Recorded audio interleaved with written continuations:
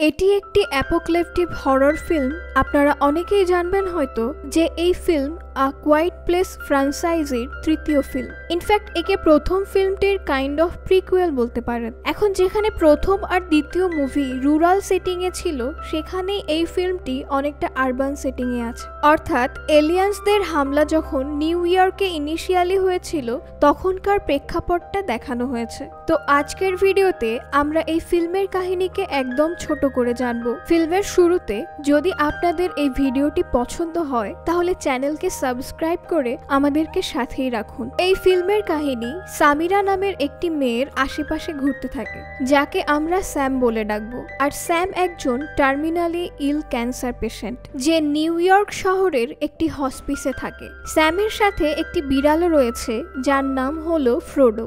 আর আমরা বুঝতে পারি যে অনেকদিন ধরে স্যাম সিটিতে যায়নি। এ সময় সেখানে হসপিসে কাজ করে যার নাম রুবেন। সে স্যামকে বলে যে তাকে আগামীকাল সিটিতে যাওয়া উচিত। আর স্যাম এই শর্তে রাজি হয় যে তাকে শহরে গিয়ে পিৎজা খাওয়ার সুযোগটা নেওয়া উচিত। এখান থেকে সিন পরবর্তী দিনে আসে, যখন রুবেনের সাথে হসপিসের বেশ কয়েকজন লোক একটি গ্রুপ আউটিংয়ে নান অ্যাটেন্ড চলে যায়, ইনক্লুডিং স্যাম। সেখানে তারা থিয়েটারে পাপেট শো দেখে, যার পরে শীঘ্রই রুবেন স্যামকে বলে যে শহরে উল্টোপাল্টা কিছু হচ্ছে, যার কারণে সবাইকে তাড়াতাড়ি ফিরে যেতে হবে।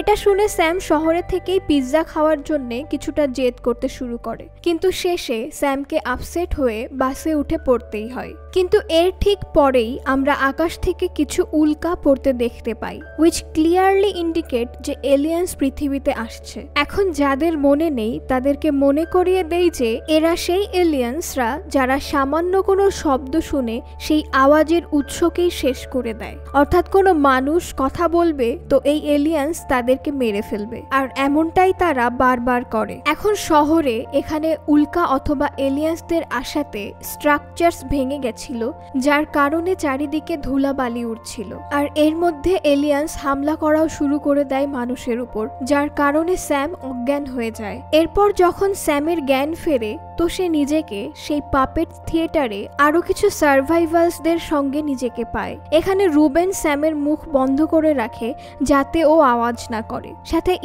ইশারায় এটা ক্লিয়ার ছিল যে কেউ যেন কোনো আওয়াজ না করে, কারণ এলিয়েন্স আওয়াজের পরেই হামলা করে। দেখা যায় তো এলিয়েন্স তাদের চারিদিকে ছিল, আর এই জায়গার পরিস্থিতি অনেকটা ডেন্স ছিল। এবার স্যামের বিড়ালটা বাইরে চলে যায়, আর স্যাম ওকে বাঁচাতে দৌড় দেয়, যেটা ছিল রিস্কি মুভস ফর অল সার্ভাইভালস। তবে ভাগ্যক্রমে এখানে কিছু হয় না, আর সে বেঁচে যায়। অর্থাৎ হরর ফিল্মে মেইন ক্যারেক্টার্স কিছুটা ডাম্প হওয়ার তো প্রয়োজনই আছে। যাই হোক, মিলিটারি হেলিকপ্টার্স অ্যানাউন্স করছিল যে সিভিলিয়ানদের একদম সাইলেন্ট থাকতে হবে, আর তাদের ইভাকুয়েশনের জন্য ব্যবস্থা করা হচ্ছে।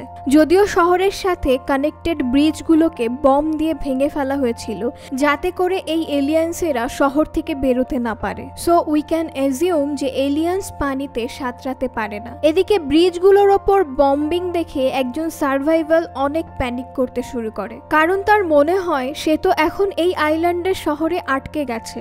আর তাকে শান্ত করার জন্য হেনরি নামের এক সার্ভাইভাল ওকে মেরে ফেলে।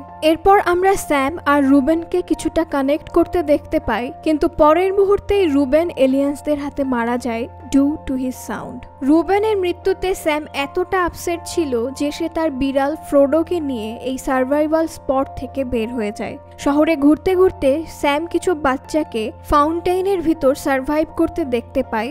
আসলে পানি অথবা নেচারের সাউন্ডসকে এই ক্রিয়েচার ইগনোর করে, আর এই সাউন্ডগুলো থেকেই নিজের সাউন্ডকে কাইন্ড অফ মাস্ক করা যেতে পারে ক্রিয়েচার্সদের হাত থেকে বাঁচতে। এর মানে হলো যদি পানির সাউন্ড বেশি হয় তাহলে তার থেকে কম আওয়াজ করুন, যাতে আপনার আওয়াজ ক্রিয়েচার্স পর্যন্ত না পৌঁছায়। এই সময় মিলিটারি হেলিকপ্টার্স থেকে অ্যানাউন্স করা হয় যে সার্ভাইভালসদের জন্য বোর্ড তৈরি করা হচ্ছে, তাও শহরের দক্ষিণ পাশে। আর এটা শুনে সব সার্ভাইভাল একসাথে ধীরে ধীরে বোর্ডের দিকে এগোয়। কিন্তু একসাথে যদি এতগুলো মানুষ মুভ করে তো কিছুটা আওয়াজ তো হবেই। তারপর আর কি হবে, এলিয়েন্স সব লোকেদের ওপর হামলা করে আর এখানে দৌড়াদৌড়ি চিৎকার চেঁচামেচি শুরু হয়ে যায়। দৌড়াদৌড়িতে স্যাম বেঁচে তো যায়, কিন্তু সে তার ক্যাট ফ্রুডোর থেকে বিচ্ছিন্ন হয়ে গিয়েছিল। সেখানে ফ্রুডো এরিক নামের একজন লোকের সামনে পড়ে আর এরিক এবং ফ্রুডো স্যামকেও পেয়ে যায়। স্যাম এরিককে বোঝায় যে তাকে দক্ষিণ দিকে যাওয়া উচিত, যেখানে বোর্ড স্টোরস বসানো হয়েছে ইভ্যাকুয়েশনের জন্য। কিন্তু এরিক স্যামকেই ফলো করছিল এবং তারপর স্যাম দক্ষিণ দিকে নয় বরং তার অ্যাপার্টমেন্টের দিকে যাচ্ছিল to find her medication. Sam বারবার এরিককে তার সাথে আসতে বারণ করছিল, কিন্তু এরিক তার কথা শুনছিলই না।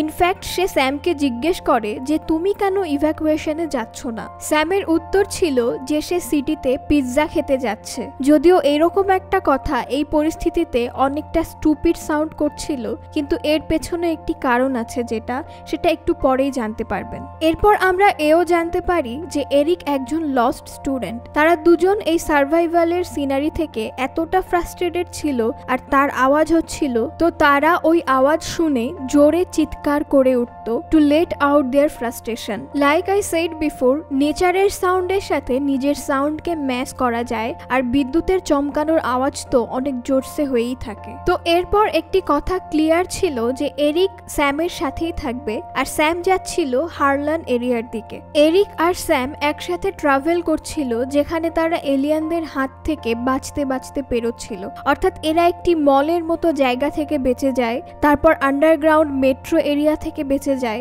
পানিতেও কোনোভাবে ডুব দিয়ে দিয়ে সার্ভাইভ করে যায়। যদিও এই সার্ভাইভালসদের কারণে স্যাম অনেক ব্যথায় ছিল, আর তার এই পেইনের চিকিৎসার তো প্রয়োজন ছিলই। এই অবস্থায় এরিক প্রচুর রিস্ক নিয়ে ইনফ্যাক্ট ফ্রুডোকে সাথে নিয়ে গিয়ে স্যামের পেইন মেডিকেশনও নিয়ে চলে আসে। And this was a very close call. কিন্তু এই ইভেন্টের পরে আমরা দেখতে পাই যে স্যাম আর এরিক তারা দুজন সার্ভাইভ করছিল এবং তারা একে অন্যের প্রতি কেয়ার করতে শুরু করেছিল আর বেশ ক্লোজও হয়ে গেছিল। এখানে স্যাম রিভিল করে যে কেন তার কাছে সিটিতে পিৎজা খাওয়া এতটা গুরুত্বপূর্ণ। আসলে স্যামের বাবা, যে এখন আর বেঁচে নেই, সে স্যামকে ছোটবেলায় তার সাথে করে ক্লাবে নিয়ে যেত আর তারপর বাপ মেয়ে প্যাট সিজে পিৎজা খেত। এই স্মৃতিটা স্যামের জন্য অনেক প্রিয়, ইম্পর্টেন্ট ছিল।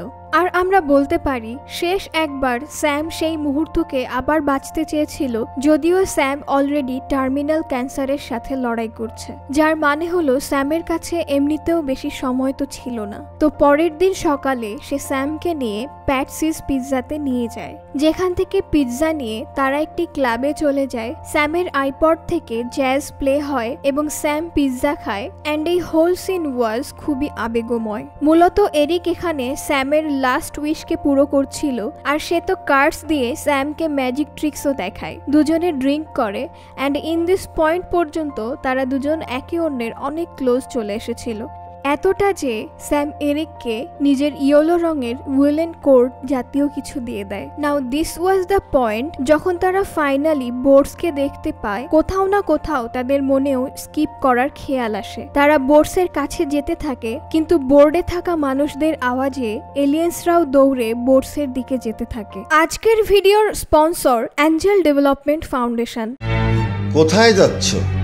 ভাড়া বাড়ি আর থাকবো না। ফ্ল্যাট যে কিনবে এত টাকা কোথায় পাবো? কেন, তুমি জানো না?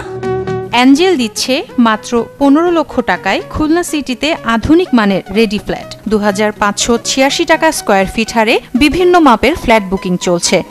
লিফট এবং পার্কিং সুবিধা সহ মাত্র 5 লক্ষ টাকা ডাউন পেমেন্টে 12,000 টাকা মাসিক কিস্তিতে ফ্ল্যাটের স্থায়ী মালিক হন। জমি আপনার, টাকা আমাদের। আসুন অংশীদার হয়ে ফ্ল্যাট নির্মাণ করি। বিস্তারিত জানতে আজই যোগাযোগ করুন। এখন যদিও এলিয়েন্স পানিতে যায় না, কিন্তু দেখা যায় যে স্যাম আর এরিক এই দৌড়াদৌড়িতে ফেসে তো অবশ্যই গেছিল, আর তাদের আশেপাশে অনেকগুলো এলিয়েন্স ছিল। এখানে এরিক ফ্রুডোকে নিয়ে একদমে দৌড়োয়, আর এর আগে এলিয়েন্স তাকে ধরে ফেলতো, সে ফ্রোডোকে ধরে নিয়ে পানিতে ঝাঁপ দেয়। তারপর ও বোর্ড পর্যন্ত পৌঁছায় আর বোর্ডে ওকে হ্যান্ডে টেনে তুলে নেয়। সেখানেই স্যাম পিছনে পড়ে গেছিল। স্যাম এখানে ওর ছবিকে দেখে কাঁদছিল। সেখানে এরিক স্যামের জ্যাকেটে একটি নোট পায়, যেখানে স্যাম এরিককে লিখেছিল যে এরিককে ফ্রোডোর খেয়াল রাখতে হবে, আর ও থ্যাংক ইউও লিখেছিল যে এরিকের জন্য স্যাম আবারও তার জীবনের শেষ মুহূর্তগুলোতে বাঁচতে পেরেছিল। এর পরিষ্কার অর্থ বোঝায় যে স্যাম কখনো এই আইল্যান্ড থেকে স্কিপ করতেই চায়নি। She was ready to accept her fate. যদিও ও তার জীবনের শেষ মোমেন্টস ভালোভাবে বেছে নিয়েছিল, আর এরিকের সাথে তার বন্ডিংও জোরালো হয়েছিল এতটা যে ও নিজের ক্যাট ফ্রোডোকে এরির হাতে সঁপে দিয়েছে। এটা অনেক বড় বিষয়, কারণ মুভির ইনিশিয়াল সিনে যখন একটি বাচ্চা যে হেনরির সন্তান ছিল ও ফ্রোডোর সঙ্গে ফ্রেন্ডলি হচ্ছিল, যা দেখায় যে স্যাম ফ্রোডোর জন্য কতটা পজেসিভ ছিল। স্টিল ও এরিককে বিশ্বাস করেছে, and now she was fully lived her life. এর কিছু সময় পর স্যাম একটি নিস্তব্ধ রাস্তায় চলে আসে, যেখানে সে আইপডে ফিলিং গুড সং শুনছিল। স্যাম এখানে স্মাইল করে আর তারপর আইপড থেকে ইয়ারফোনস সরিয়ে নেয়, হুইচ মিনস যে সেখানে সাউন্ড হবে যার থেকে এলিয়ান্স চলে আসবে। ইনফ্যাক্ট আমরা স্যামের কাছে একটি এলিয়ানকে দেখতেও পাই, আর এখানেই মুভিটি শেষ করা হয়। বন্ধুরা, এটাই ছিল আ কোয়াইট প্লেস ডে 1 এর কাহিনী, যেটা একটা খুবই ইমোশনাল মুভি। ভিডিওটি ভালো লাগলে আমাদের চ্যানেলটিকে সাবস্ক্রাইব করে আমাদেরকে সাথেই রাখুন, এবং আপনাদের কমেন্টে জানান যে ঠিক কীরকম মুভি আপনারা দেখতে চান। আমরা চেষ্টা করব আপনাদের পছন্দটাই তুলে ধরতে।